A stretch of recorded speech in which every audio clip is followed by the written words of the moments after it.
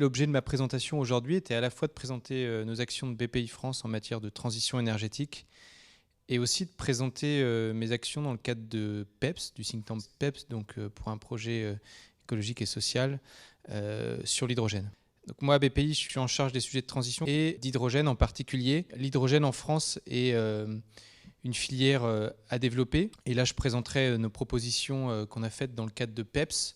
Donc, on a fait 16 propositions dans une note autour de 3 axes. Donc, le premier est d'enrichir le cadre institutionnel de l'hydrogène. Il s'agit de créer davantage d'ingénierie locale de projets et de favoriser les conditions de l'émergence de projets locaux.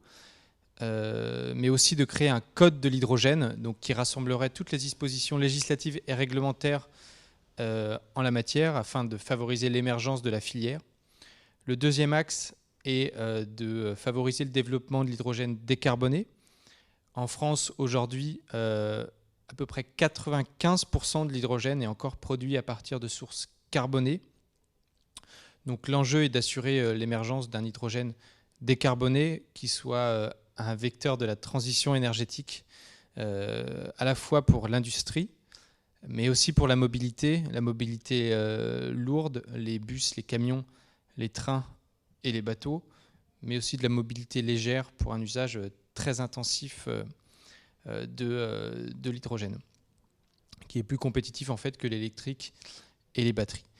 Et le dernier axe est de favoriser l'émergence des usages de l'hydrogène, donc comme je l'ai dit en matière de mobilité, mais aussi en matière de bâtiments par exemple, puisqu'on peut utiliser de l'hydrogène décarboné dans les bâtiments pour fournir de l'électricité à travers une pile à combustible, mais aussi récupérer la chaleur dans le même temps.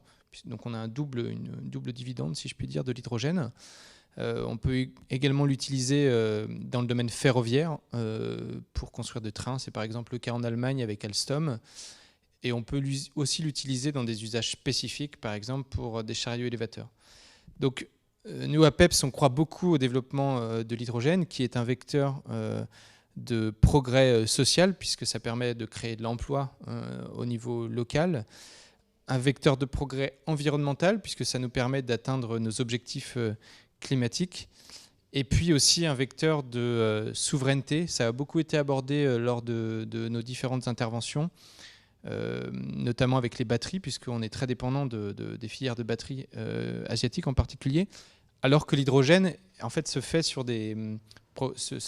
émerge sur des projets territoriaux, et donc on parle là de souveraineté territoriale, et on renforce notre souveraineté grâce à ça.